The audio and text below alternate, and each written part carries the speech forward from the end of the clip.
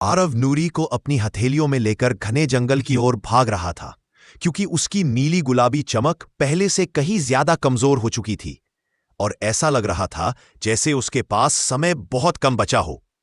हवा तेज हो चुकी थी, पेड़ों की पत्तियां लगातार सरसराती हुई जैसे किसी खतरे की चेतावनी दे रही हों। अचानक पीछे से एक अजीब सी ठंडी गूंज उठी, जैसे कोई धुंधला साया उनकी तरफ बढ़ रहा हो। आरव डर गया, लेकिन उसने नूरी को और कसकर संभाल लिया और आगे बढ़ने लगा। तभी पेड़ों के बीच से एक लंबा काला धुएं जैसा साया बाहर आया और धीरे धीरे आरव की ओर बढ़ने लगा। नूरी की रोशनी लगभग बुझने लगी थी और आरव समझ गया कि अब उसे कुछ करना ही होगा।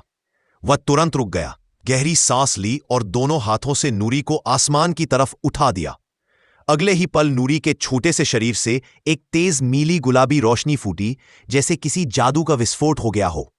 जंगल की जमीन से लेकर पेड़ों की ऊंचाई तक हर जगह चमक फैल गई और वह काला साया दर्द से मरोड़ता हुआ उस रोशनी में घुलने लगा। आखिरकार धुएं की पतली रेखा बनकर हवा में पूरी तरह गायब हो गया। रोशनी धीरे धीरे शांत हुई तो आरव ने देखा कि नूरी पहले से कहीं ज्यादा चमकीली हो चुकी थी। उसके पंख एकदम स्वस्थ, मजबूत और चमचमाते। कुछ पल आरव की हथेली पर बैठकर उसने जैसे शुक्रिया कहा और फिर हल्के से उड़कर आसमान की ओर जाते हुए अपने पीछे एक चमकदार नीली गुलाबी लकीर छोड़ती गई। आरव बस खड़ा उसे देखता रहा। डर के बाद की राहत, खोने के डर के बाद मिलने की खुशी और एक मासूम दोस्ती का जादू उसकी आंखों में साफ दिख रहा था।